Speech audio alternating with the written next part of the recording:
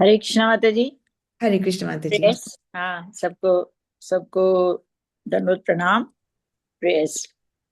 ओम नमो भगवते वासुदेवाय।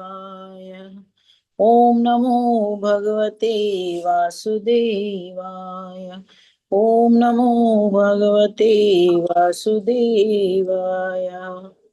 नारायणं नमस्कृत्यं नरं चैव नरोत्तमम् देवीं सरस्वतीं व्यासं जय ततो जय मुदीर्ये।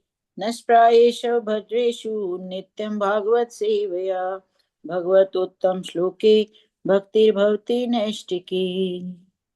कृष्णाय वासुदेवाय देवकी नंदनाय च नंद गोप कुमाराय गोविंदाय नमो नमः। थैंक यू माता जी, थैंक यू फॉर सेवा। आप सबका धन्यवाद। Thank you Krishna. हरे कृष्णा। हरे कृष्ण माता ji, thank you so much, thank you so much. आज का श्लोका ना आपको बहुत ध्यान से समझना पड़ेगा। मुझे भी बहुत देर लगी समझने के लिए। आज का श्लोका थोड़ा डिफिकल्ट है, तो इसको हम बहुत ध्यान से समझेंगे। ऐसा नहीं कि हमने कभी सुना नहीं है, पर इसकी जो समझ है थोड़ा सा डिफिकल्ट है ये वाली श्लोका। तो अभी हमने जो 1.13.43 में जो हमने पढ़ा था, वो हमने ये पढ़ा था कि जिस तरीके से कठपुतली का खेल जो दिखाता है खिलाड़ी, उसकी इच्छा पर वो कठपुतलियों को पास या दूर करता है, वो उसके ऊपर होता है। इसी प्रकार भगवान अपनी इच्छा से जो हम कठपुतलियां हैं उनको पास लेकर आते हैं या दूर करते हैं, ये हमारे कंट्रोल में नहीं है। ये सब बातें क्यों बताई जा रही, क्यों बताई जा रही? क्योंकि जैसे हम भी तो नहीं बोलते हैं कि अब जो भगवान की मर्जी जैसा ऐसा ही, ये तो नियति का नियम है, ये तो ऐसे ही होना था, इसमें देखो हमारा कंट्रोल नहीं है। ये सांत्वना देने की बातें होती हैं जो कि अभी यहाँ पे की जा रही है। अम, और हम भी ऐसी बातें करते हैं। ठीक है, तो यहाँ तक का ये है कि पूरा कंट्रोल जो है वो भगवान के हाथों में है। और अगर हम इस बात को फैक्चुअली समझते हैं तब हमें शोक नहीं होता, तत्व से इन बातों को समझते हैं। तो अब तत्व बता रहे हैं। तत्व, फिलॉसफी। फिलॉसफी थोड़ी डिफिकल्ट है। ठीक है, ओके। 44 श्लोक में आ रहे हैं कि अभी नारद जी समझा रहे हैं युधिष्ठिर महाराज को। यन्मन्ये सध्रुवम लोकम अध्रुवम वान शोभयम सर्व सर्व सर्वथा न हि शोच्यास्ते स्नेहात् अन्यत्र मोहजात्। यन्मन्यसे ध्रुवं लोकम् अध्रुवं वा न शोभयम् सर्वथा न हि शोच्यास्ते स्नेहात् अन्यत्र मोहजात्। यस माता जी। हरे कृष्णा। दंडवत प्रणाम माता जी।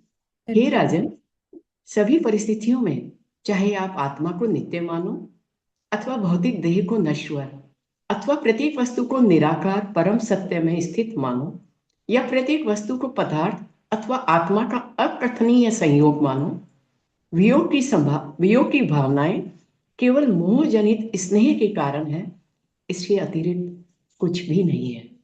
हरे ठीक है, कृष्णा। हरे कृष्ण माता ji, thank you so much. ये यन मन्य मतलब अगर आप मानो, यदि आप मानो मतलब ये फैक्ट नहीं है, पर अगर आप मानते हो तो चार फिलॉसफीज हैं या चार अवस्था है। तो ये चारों अवस्था में ऐसा नहीं कि चारों सही हैं, सही तो एक ही है। एक क्या है कि हम आत्मा है, यही सही है। परंतु यदि आप चारों फिलॉसफी मानते हो तो उन चार, वो चार फिलॉसफी भी जो है आपको शोक के लिए प्रेरित नहीं करती। ऐसा नहीं कहती कि हाँ ये तो बिल्कुल इस वजह से तो आपको शोक करना ही करना चाहिए। आपको कोई भी फिलॉसफी शोक के लिए प्रेरित नहीं करती है।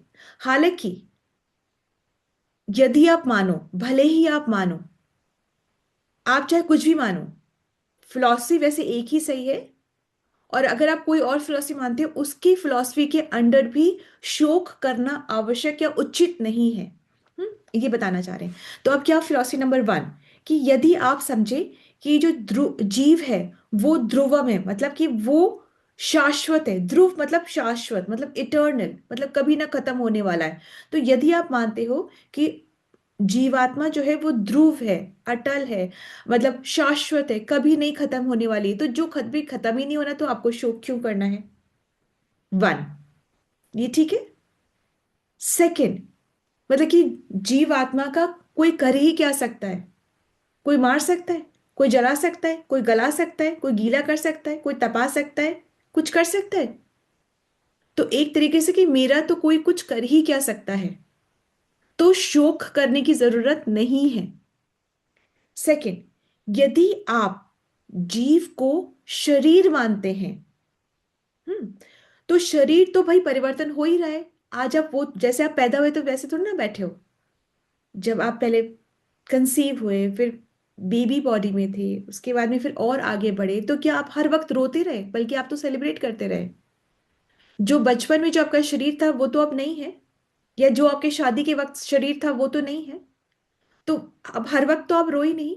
तो अब क्यों रो रहे हो? शरीर तो है ही परिवर्तनशील। तो अब आपको शोक करने का क्या? ये तो एक स्टेज है बॉडी की। 6 स्टेजेस से क्रॉस करती है बॉडी, ये एक स्टेज है बॉडी की। तो अब इस स्टेज पे क्या हम रोते हैं? क्या हम रोते हैं? बचपन से हम जब एडोलेसेंस में आते हैं, एडोलेसेंस से जब हम और आगे जाते हैं, तो हम रोते हैं क्या? नहीं रोए ना। तो अब भी तो ये death is also one change, एक चेंज ही है, दूसरे शरीर में जाने का चेंज है ये। तो अब आपको शोक क्यों हो रहा है? ठीक है। तीसरा, अब आप अगर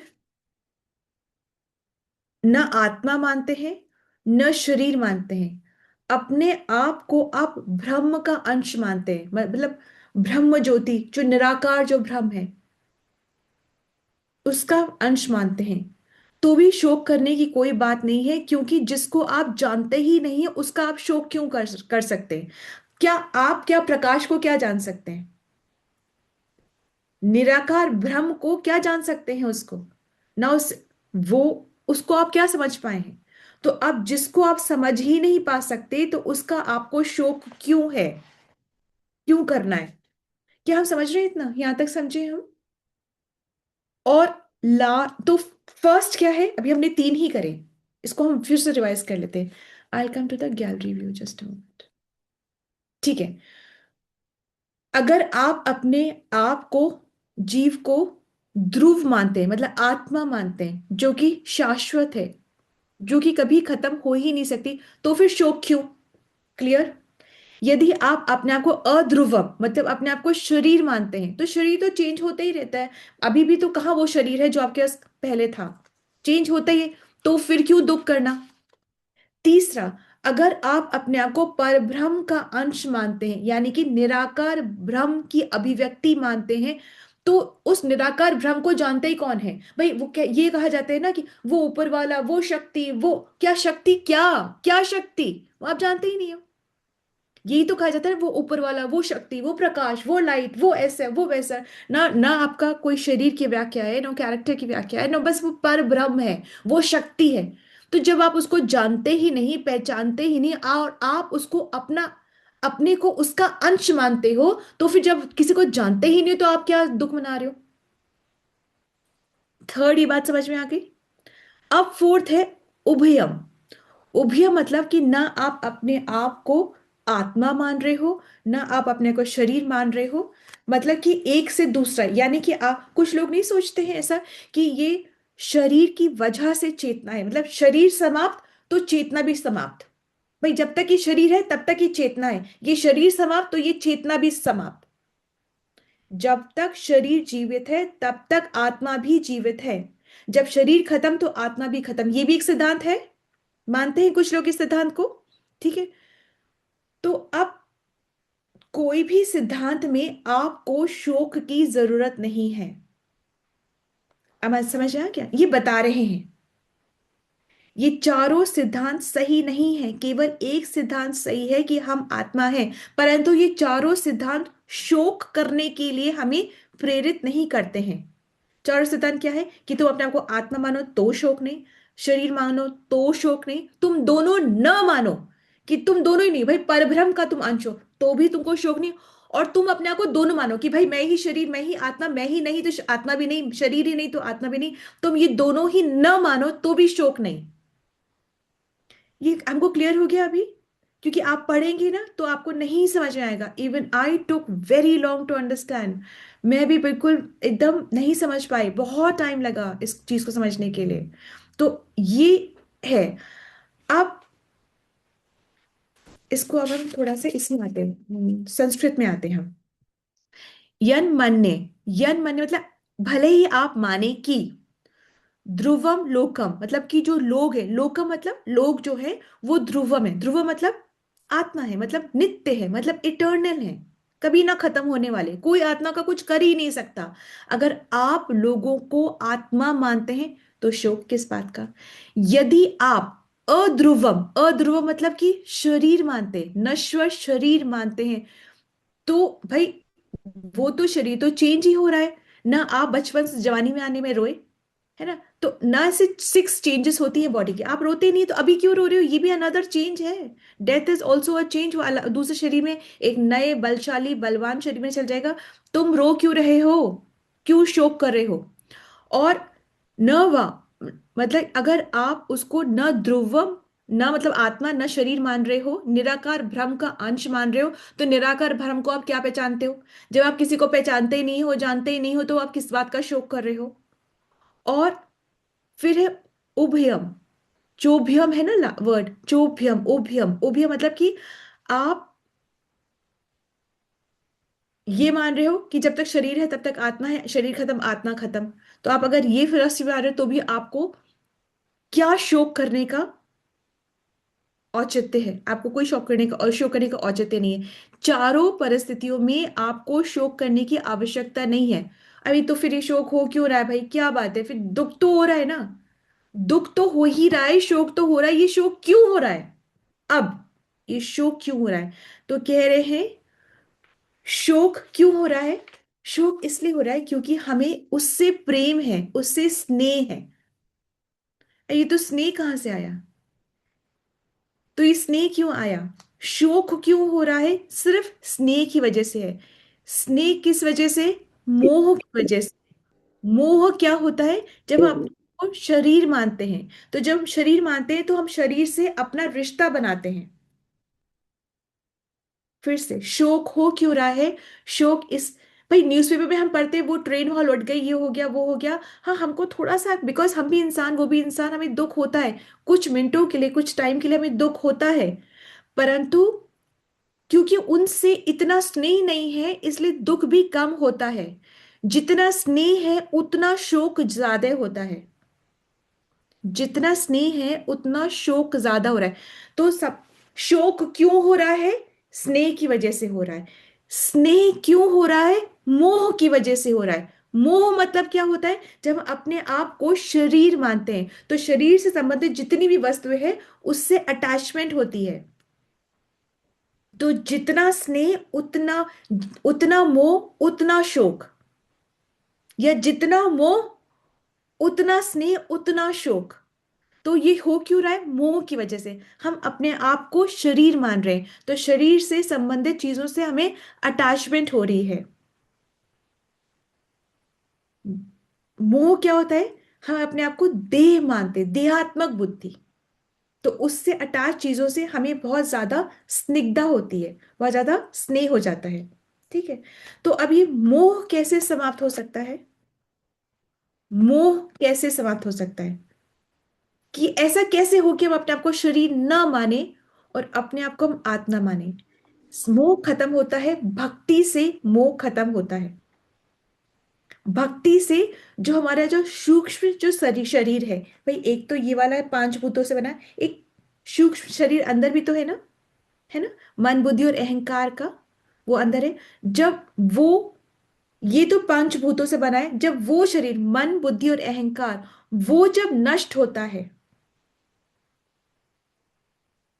वो और वो नष्ट कैसे होता है, भक्ति से वो नष्ट होता है, तो हमारा जो मोह है, हम मोह मुक्त हो जाते हैं। जब हम नाम जपते हैं तो चेतो दर्पण मार्जनम, हमारे अंदर से सफाई होती है। और जब सफाई होती है तब हमें आहार, निद्रा, भय, मैथुन में इंक्लिनेशन कम हो जाता है। क्या नहीं होता है इससे,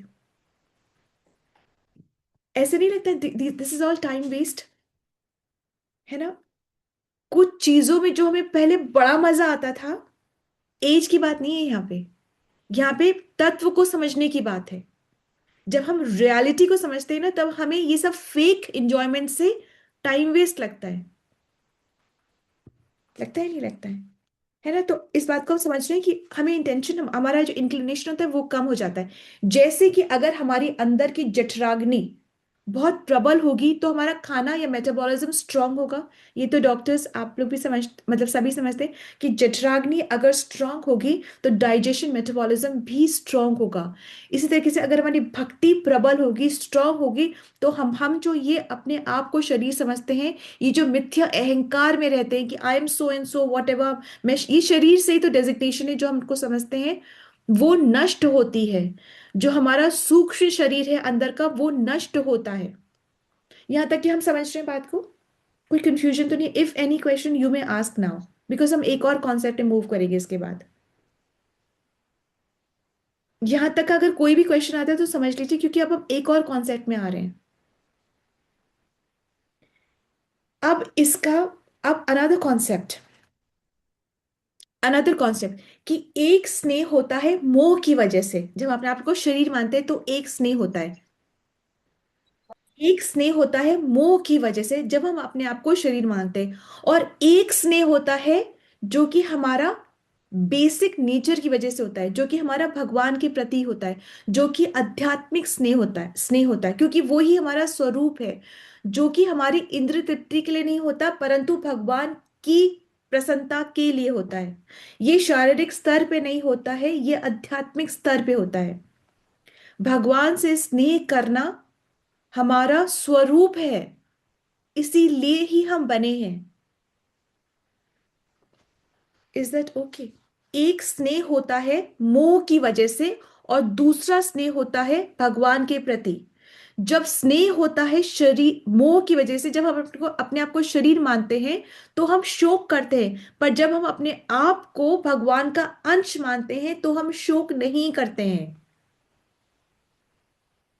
ठीक है, जब हम अपने आप को भगवान का अंश मानते हैं तो हम शोक नहीं करते, क्योंकि वो क्या, जब हम अपने आप को भगवान का अंश मानते हैं तो हम ब्रह्मभूत प्रसन्न आत्मा, न शोचती न कांचती, ना वो शोक करता है ना कोई आकांक्षा करता है। तुम्हारी रजा, तुम्हारी इच्छा में मेरी इच्छा है, सभी को समान दृष्टि से देखता है और भगवान की भक्ति को प्राप्त होता है। ये हम समझ गए बात को? तो बात क्या समझनी है कि हर व्यक्ति जो है वो आत्मा है, और भगवान, हम अंश है भगवान का, और भगवान किसी के भी बारे में ना ईर्ष्या करते हैं, ना बुरा सोचते हैं, ना दंड देना चाहते हैं। वो नहीं करते ये सब। He is a well wisher for everybody. जो भक्ति कर रहा है उसके लिए भी वेल विशर है, जो भक्ति नहीं कर रहा है उसके लिए भी वेल विशर है, दोनों के लिए वेल विशर है। तो इसका ये मतलब कभी नहीं है कि हम किसी से स्नेह ना करें, किसी पर दया ना करें और कठोर हृदय कर लें, ये मतलब बिल्कुल भी नहीं है। परंतु ये सोचिए कि कुछ चीजें हमारे कंट्रोल में नहीं है, और जब हमारे कंट्रोल में नहीं है तो उसका शोक न करें। जैसे डॉक्टर सोच लें कि हम ही सब कुछ करने वाले हैं तो शोक होगा ही होगा। यस, हम बेस्ट करेंगे और सब कुछ हमारे कंट्रोल में नहीं है, ये अगर अपने मति में बैठा लेंगे तो शोक नहीं होगा। और ये हर फील्ड में है, that we can only do our best, but we are not in control of everything. सब कुछ हमारे कंट्रोल में नहीं है। ये जब तत्व ज्ञान हो जाता है तो कहने का तात्पर्य यह है कि इसको हमें सोचना है और सोचते रहना है। We have to prepare ourselves for death.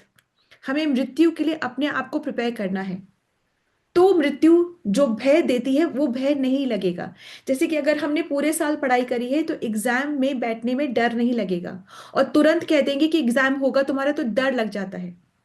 अगर अगर हम मैंने भी ये श्लोका प्रिपेयर करा तो आज मुझे भी नहीं डर लगेगा आपके सामने श्लोका प्रस्तुत करने के लिए। परंतु एकदम से बोल देंगे कि कोई वो वाला श्लोका बताओ, तो इफ इट्स नॉट प्रिपेयर्ड तो आपको भी नर्वसनेस होती है। तो prepare your self for the last exam of your life, जिससे कि भय न हो। आप समझ रहे?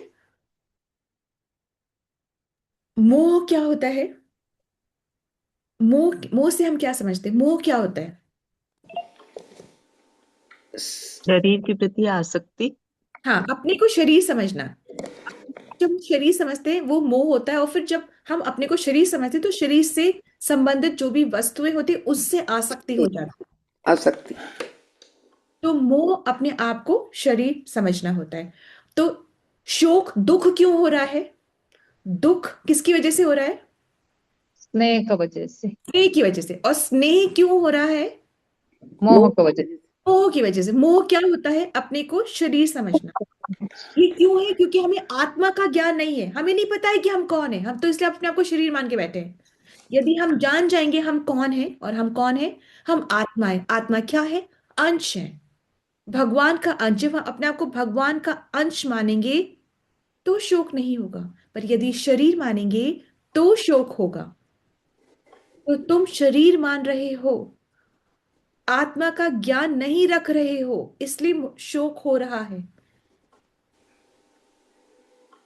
ठीक है, अब हम नेक्स्ट श्लोक में जा रहे हैं।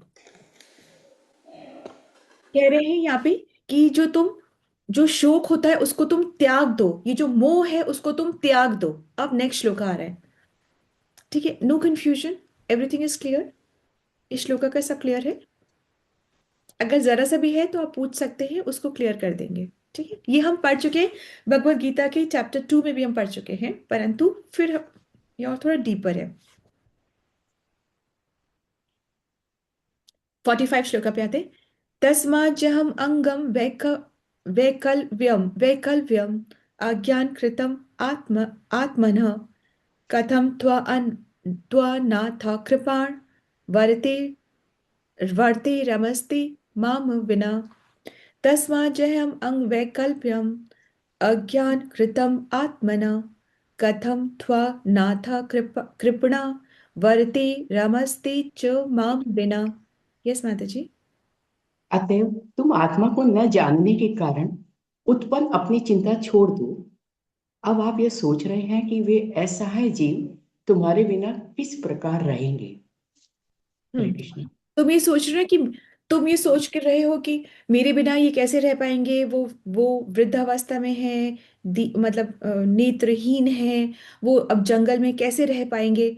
तो कह रहे हैं कि इस प्रकार का मोह और शोक तुम छोड़ दो, बिकॉज तुम कंप्लीट कंट्रोल में नहीं हो, कंट्रोलर कोई और है, कोई और सब चीजों को कंट्रोल कर रहा है। तो इसलिए तुम ये शोक को, ये मोह को तुम तोड़ दो, छोड़ दो, मतलब कि त्याग दो।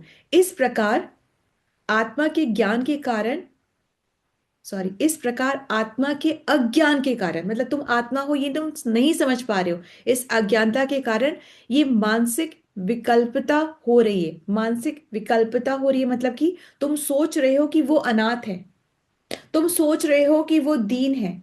अनाथ है मतलब कि कोई उनके लिए, उनकी कोई रक्षा करने वाला नहीं है, नहीं है। तुम ये सोच रहे हो कि तुम्हारे बिना ये कैसे जी पाएंगे, नहीं जी पाएंगे, तुम कंट्रोलर नहीं हो, कोई और है कंट्रोलर। तो ये शोक को तुम छोड़ दो। तुम अगर सोच रहे हो कि ये वो दीन है बेचारे, ये कैसे जी पाएंगे, तो ये तुम छोड़ दो, बिकॉज ये रक्षा करने वाला कोई और है। ठीक है,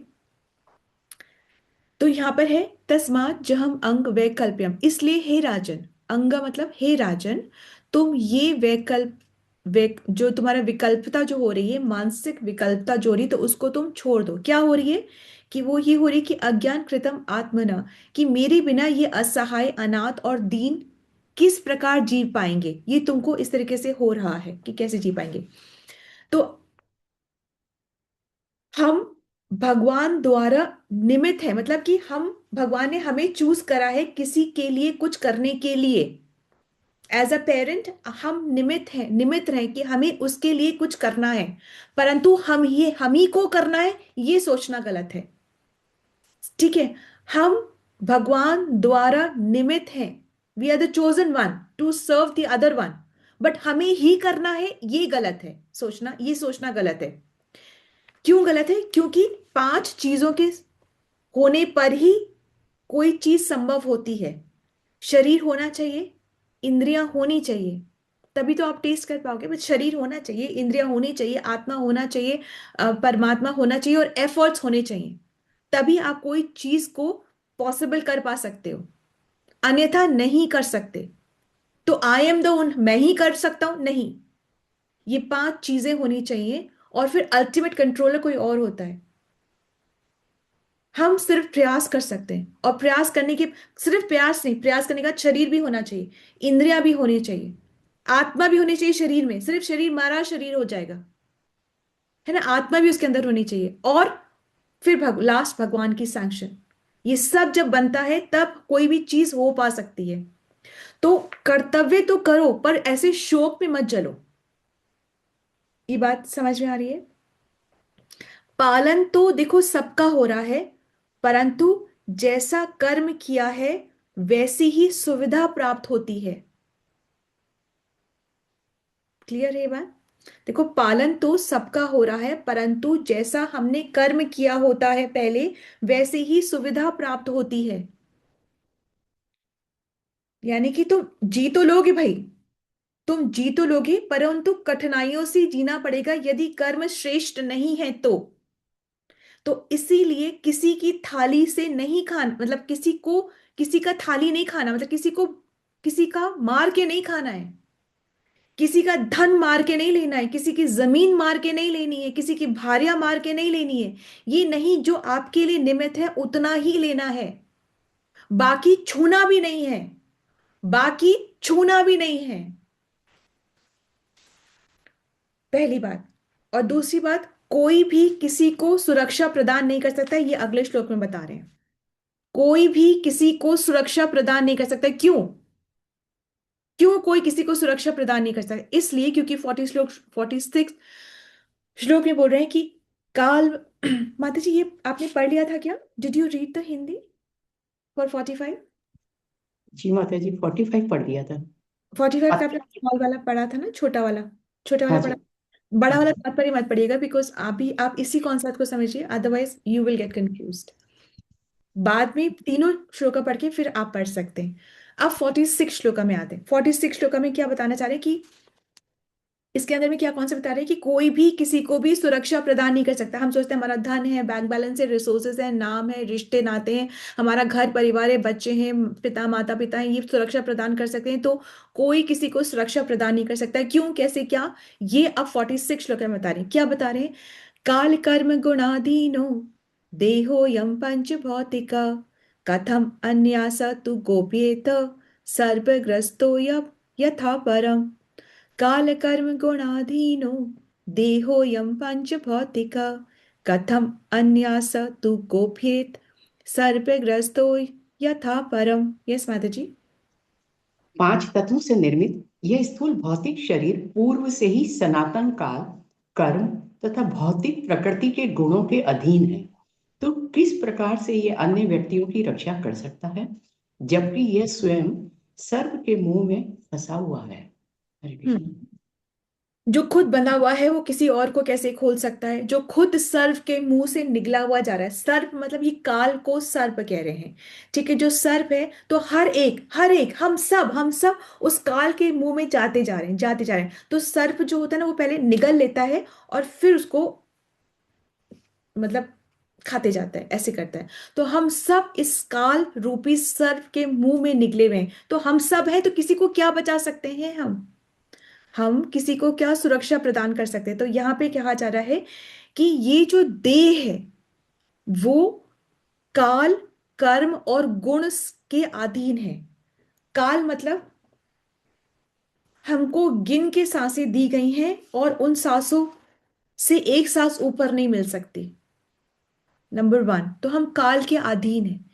वक्त गिन के दिया गया है, सांसें गिन के दी गई हैं। तो ये शरीर जो है, ये देह जो है, जो ये काल के अधीन है। दूसरा क्या है? ये कर्म के, शरीर कैसे बना हुआ है? 5 भूतों से। तो पंचभूतों का बना हुआ ये शरीर जो है वो काल के अधीन है। गिनी हुई सांसें दी गई है 1।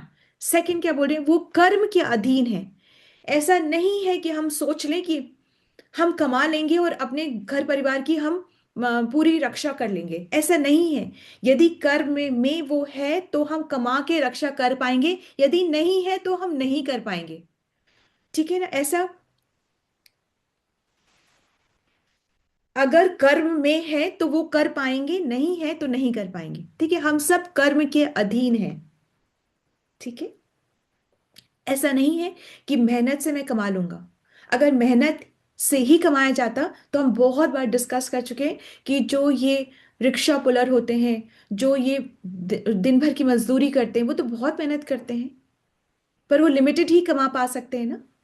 और दूसरा कोई है, वो एसी ऑफिस में बैठ करके मिलियंस कमा रहा है। तो यदि कर्म में है तो हम कर्म के अधीन हैं। ठीक है, एक हम काल के अधीन है, दूसरा हम कर्म के अधीन है, तीसरा हम गुणों के अधीन है। मतलब ये भौतिक जगत है, यहाँ पे तीन गुण है, रजोगुण, सतोगुण, तमोगुण, हम उसके अधीन हैं। कैसे अधीन है? जो बिल्कुल तमोगुण में है वो क्या करता है? वो अधर्म को ही धर्म मानता है। धर्म मतलब करने योग्य जो कार्य है जिसकी वजह से हम हैं, तो वो अधर्म को ही धर्म मानता है और वो वही करता रहेगा। उसको कुछ और से मतलब नहीं है, वो सोचते यही धर्म है। तो जो तमोगुण में है वो अधर्म को ही धर्म मानता है। जो रजोगुण में है वो क्या, उसकी बहुत राग होता है, बहुत अटैचमेंट्स होती हैं, बहुत इच्छाएं होती हैं, ये भी वो भी, ये भी करना है वो भी करना है, तो वो उसी में ही लिप्त रहता है। अब जो सतोगुण में होता है वो ज्ञान की तलाश में रहता है। वो ज्ञान की तलाश, तो ऐसा नहीं, सतोगुण जब ज्ञान आ जाए तब पता चलता है ना, अच्छा ये एब्सोल्यूट ट्रूथ है, अच्छा ये बात है। तो ये कब हुआ? जब वो सतोगुण में था है, जब वो उसने ज्ञान अर्जित करा तब उसको सच का पता चलता है। तो जो ज्ञान में होता है, जो सतोगुण में होता है, वो ज्ञान की खोज में रहता है और फिर वो सोचता है कि ये सब जो रजोगुण है वो तमोगुण, जो तमोगुण है उसमें कुछ फायदा नहीं है। तो ज्ञान के आधार पे वो सोच पाता है, क्योंकि वो सतोगुण में है तो इसलिए वो सोच पाता है। तमोगुणी तो सोच ही नहीं पाता, और रजोगुणी जो है वो अपना फायदा देखता है, उनसे ऊपर नहीं उठ पाता।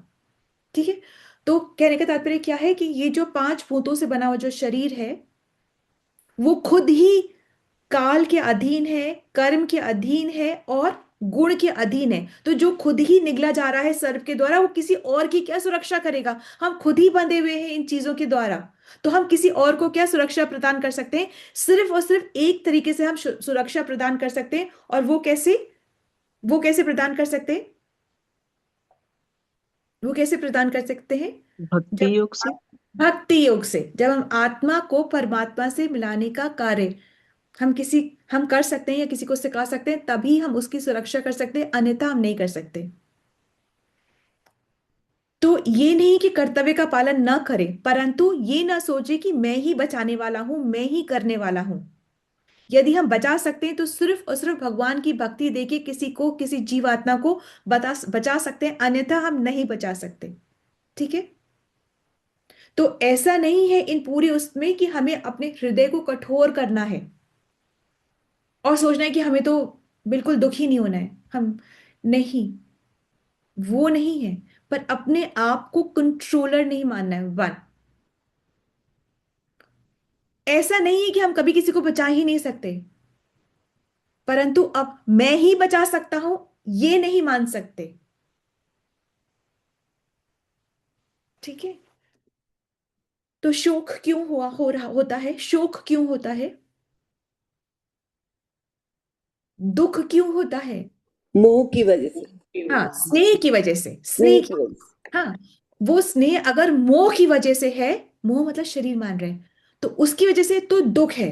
और वही स्नेह अगर आत्मज्ञान की वजह से, जहां हम अपने को भगवान का अंश मान रहे हैं, तो फिर हमें शोक नहीं है, क्योंकि ब्रह्मभूत प्रसन्न आत्मा हम जान रहे हैं, न शोचती न कांक्षती, और सबकी तरफ समान सम दृष्टि से देखते हुए भक्ति करते हुए वो भगवत धाम को प्राप्त हो जाता है।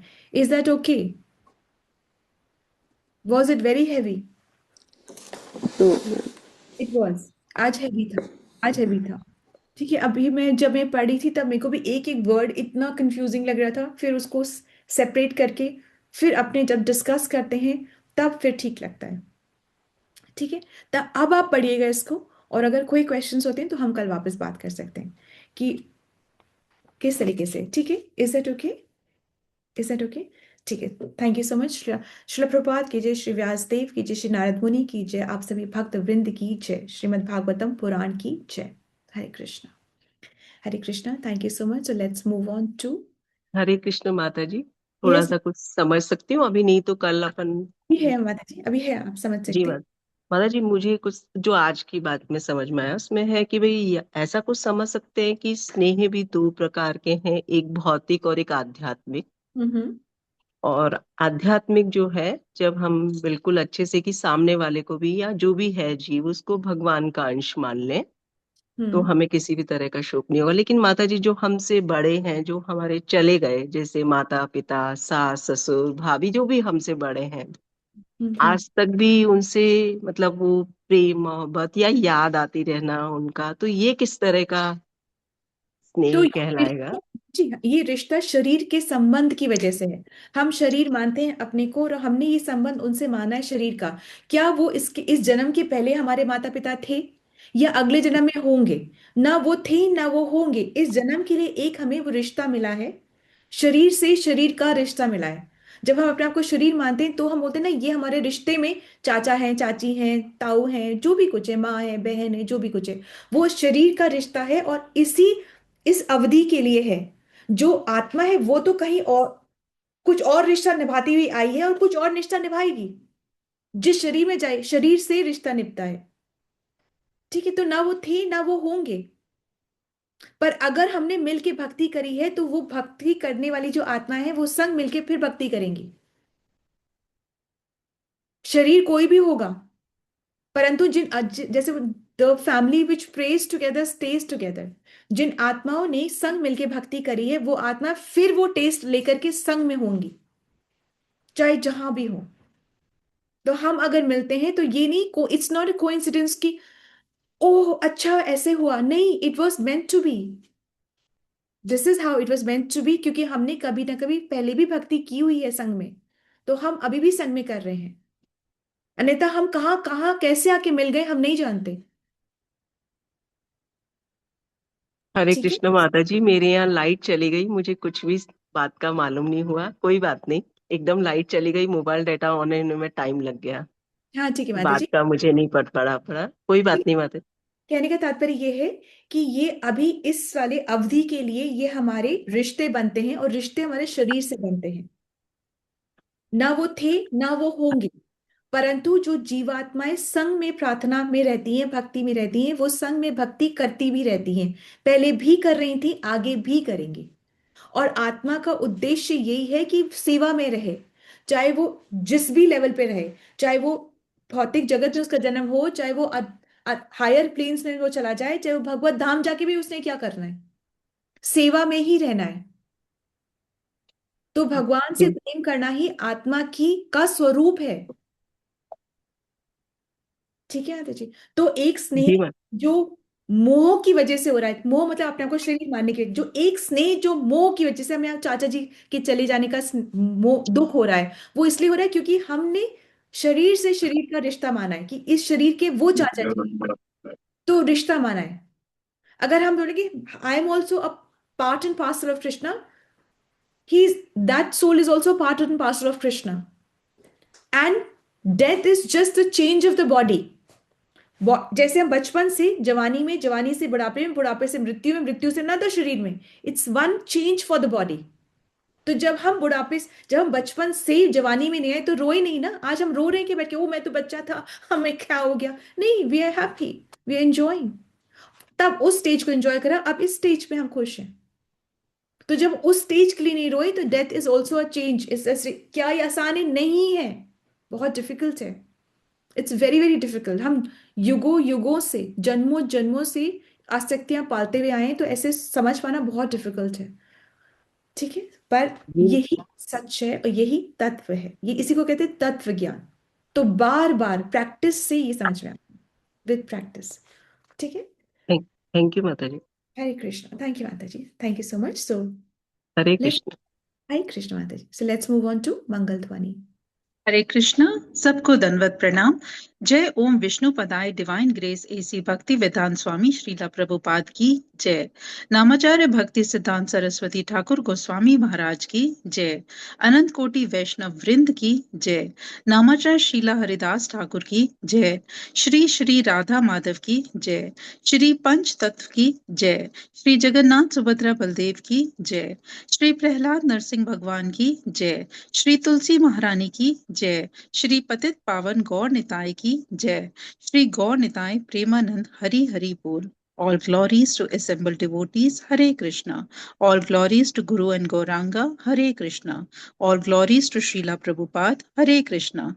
प्रेम से कहो श्री कृष्ण चैतन्य प्रभु नित्यानंदा श्री अद्वैत गदाधर शिवसादि गौर भक्त वृंदा की जय। राधा कृष्ण गोप गोपीनाथ राधा कुंड श्याम कुंड गिरी गोवर्धन ब्रिजभूमि वृंदावन धाम चंद्र उदय मायापुर नवद्वीप धाम की जय। राम सीता लक्ष्मण हनुमान की जय। गंगा मैया यमुना मैया की जय। ट्रांसडेंटल बुक डिस्ट्रीब्यूशन की जय। महाप्रसादम की जय। हरि नाम संकीर्तन की जय। Please forgive me if I have offended anyone with my words, deeds and action. Vancha kaltarubhecha kripa sindhucha evacha patatnam pavne bhayo vaishnavo namo namah. Hare Krishna, sabko danvat pranam. Thank you so much for the service. Have a blessed day, everyone. Hare Krishna. Let's all join our hands and pray to Krishna, seek his blessings so that we can all become sincere devotees and do our chanting offenselessly. Hare Krishna. Let's all join our hands and pray to Krishna and seek his blessings to bless all those who are suffering from any kind of ailments to recover faster. Hare Krishna. Let's all join our hands and pray to Krishna and seek his blessings for the strength that we need for our spiritual growth. Hare Krishna, Krishna Krishna, Hare Hare, Hare Rama, Rama Rama, Hare Hare. Hare Krishna, Danutram, thank you so much for your presence and your participation. Krishna willingly, we will meet tomorrow. Hare Krishna. Hare Krishna. Thank you so much. Hare Krishna. So I end. Hare Krishna. Dandavat pranam Mataji. Thank you, Mataji. Hare Krishna. Danvat pranam sabhi ko. Thank you, Hare Mataji. Krishna, Dandavat pranam Mataji. Hare Krishna Mataji, Dandavat Hare Pranam. Krishna. Hare Dandavat Krishna pranam. Mataji. Hare Krishna. Hare Krishna Mataji, Dandavat Pranam. Hare Krishna. माता जी आप बहुत जटिल से जटिल सरलता से समझते हैं really thank you so much Thank you, Mataji. Hare Krishna, Mataji. Thank you, Mataji.